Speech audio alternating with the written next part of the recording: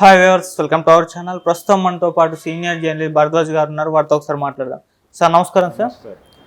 Sir Gitanjali మళ్ళీ వచ్చింది అని ఒక సినిమా రాబోతుంది సార్. అంతకుముందు వచ్చిన గీతాంజలికి ఇది సీక్వెల్. అయితే ఈ సినిమా టీజర్ లాంచ్ ని మూవీ టీమ్ అయితే వినూత్నంగా ప్లాన్ చేసింది సార్. ఒక శ్మశాన వాటికలో ఈ సినిమా టీజర్ లాంచ్ చేయబోతున్నారని కూడా అనౌన్స్ చేయడం జరిగింది. సో ఇప్పటి వరకు తెలుగు సినిమా ఇండస్ట్రీలో ఇటువంటి ప్రయత్నం ఎవరు చేయలేదని కూడా వాళ్ళు చెప్పడం చూస్తున్నాం. మరి మీ ఒపీనియన్ సార్, ఇది ప్రమోషనల్ స్టంట్ అనుకోవచ్చా? ప్రమోషన్ స్టంటే నిర్మోహమాటంగా, అంటే ఏదో పద్ధతిలో జనం ఈ సినిమా గురించి మాట్లాడుకోవాలనేది వాళ్ళ ఉద్దేశం. అవును, కోన వెంకట్ గారి స్కీమ్ ఇది.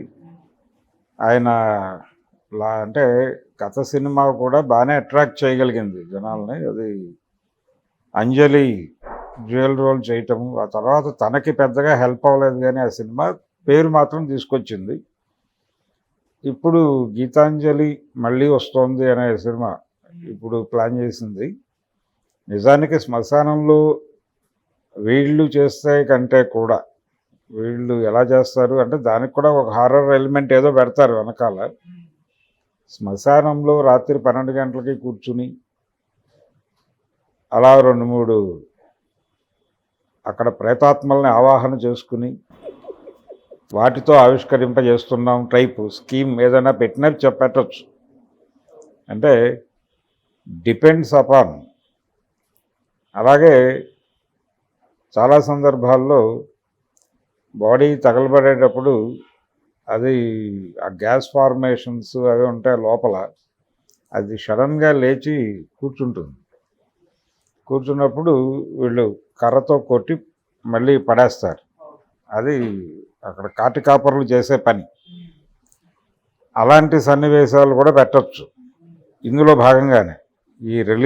ఏదైతే ఈ ఈవెంట్ చేస్తున్నారో దీని ద్వారా ఏంటంటే ఈ ఈవెంట్ సక్సెస్ అయితే, సినిమా హిట్ అయితే, ఈ ఈవెంట్ చేయటం ద్వారా వచ్చిన ఇమేజ్ వర్కౌట్ అయ్యి ఆ సినిమాకి ఓపెనింగ్స్ వచ్చి, రెండోది అంజలికి 50వ సినిమా, ఇది కీలకం.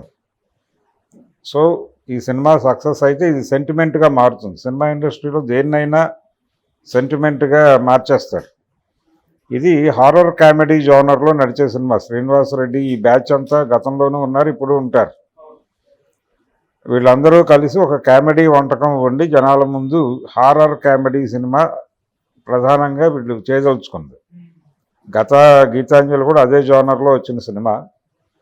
వీటన్నిటికీ అంటే ఈ తరహా జోనర్కి ఆద్యుడు తెలుగులో ఒక రకంగా మారుతి. ఆయన ప్రేమ కథా చిత్రం ఈ తరహా వ్యవహారాలతో వెళ్ళాడు. ఈ సినిమా కూడా అదే జానర్లో ఉంటుంది దాదాపుగా. ఆ జానర్లో ఉంటూ దీన్ని జనాల్లోకి పంపు చేయటం ఎలా అని ఆలోచించి ఈ స్కీమ్ ఆలోచించారు. ఈ సినిమా సక్సెస్ అయిపోతే ఇమ్మీడియట్గా శ్మశానంలో పెట్టడం మొదలవుతుంది. ఈవెంట్లు శ్మశానంలో పెట్టడం అనేది మొదలైన తర్వాత వాటికి ఒక అదనపు ఇన్కమ్ చేకూరుతుంది.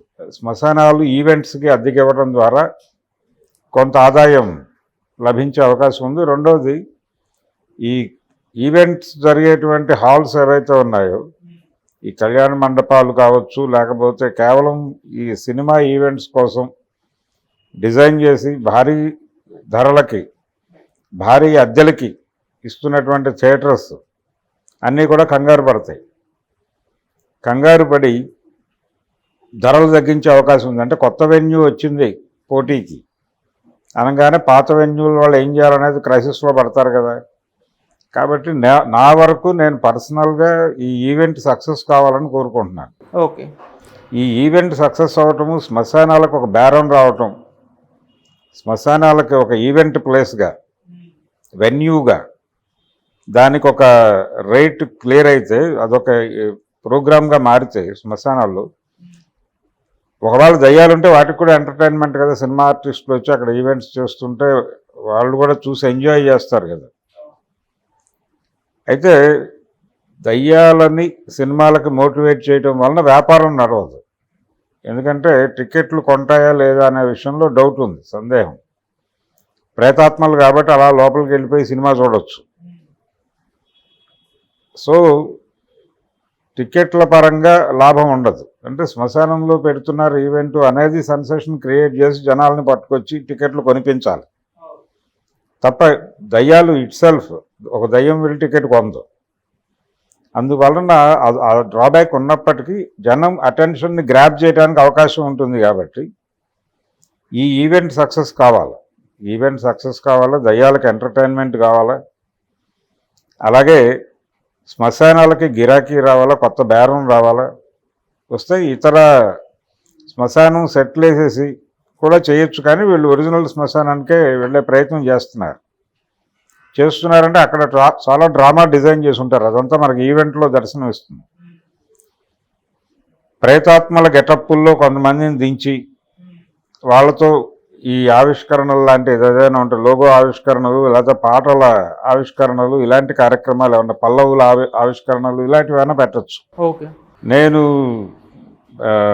1976లో చనిపోయానండి. ఇక్కడే ఉన్నాను. ఇప్పటి వరకు ఏ సినిమా వాడు ఇటువైపు తొంగి చూసిన పాపాన పోలేదు. మీరు వచ్చారు, ఈ ఈవెంట్ చేశారు, చాలా అద్భుతంగా అనిపించింది. పైగా నాతో ఈ పాట లాంచ్ చేస్తున్నందుకు చాలా ఆనందంగా ఉంది అని కొన్ని దయ్యాలతో బయటలు కూడా ఇప్పించవచ్చు. అంటే డిజైన్డ్ ప్రోగ్రామ్ కాబట్టి ఏదైనా చేయటానికి స్కోప్ ఉంది. తద్వారా కొంత ఆడియన్స్ అటెన్షన్ని గ్రాప్ చేసి వాళ్ళని థియేటర్లకి తరలింపజేయటం అనేది స్కీమ్. ఇది వ్యూహం. ఈ వ్యూహం వర్కౌట్ అవ్వాలి అనేది కోరుకుంటే ఆల్రెడీ ఈవెంట్ ఎక్కడ చేయాలి అనేటువంటి గందరగోళం చాలామందిలో ఉంది. ఏ ఈవెంట్ అయినా కానీ ఈవెంట్ ప్లేసెస్ తక్కువైపోతున్నాయి, హోటల్స్ ఇవన్నీ బిజీ అయిపోతున్నాయి, ఒక షెడ్యూల్ వస్తాయి. కాబట్టి ఈసారి సరదాగా శ్మశానంలో పెట్టుకుంటారు, ఇది కనుక సక్సెస్ అయితే.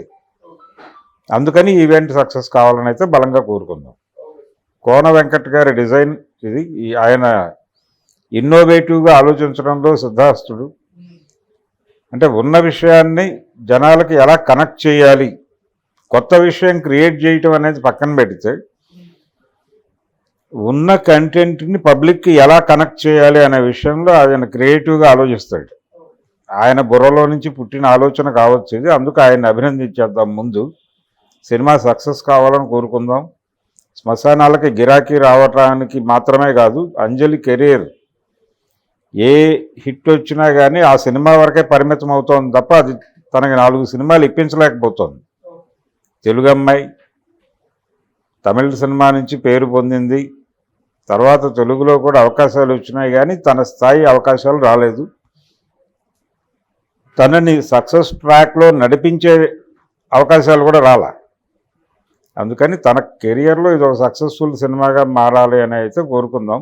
పైగా తనకి ఒక రకంగా 50వ సినిమా కాబట్టి అది ప్రతిష్టాత్మక ప్రాజెక్టే తన కెరియర్ వరకు. అందుకని శ్మశానాలు, ప్రేతాత్మలు వీటన్నిటినీ ఎంజాయ్ చేసేటువంటి ఛాన్స్ ఉంది జనాలు. ఆడియో ఫంక్షన్ నుంచి ఈ ప్రీ రిలీజ్ ఈవెంట్ దగ్గర నుంచి ఈ ప్రేతాత్మలకి వినోదాన్ని పంచే ప్రయత్నం చేస్తున్నందుకు గాను ముందు ఆ గీతాంజలి టీంని అభినందిద్దాం.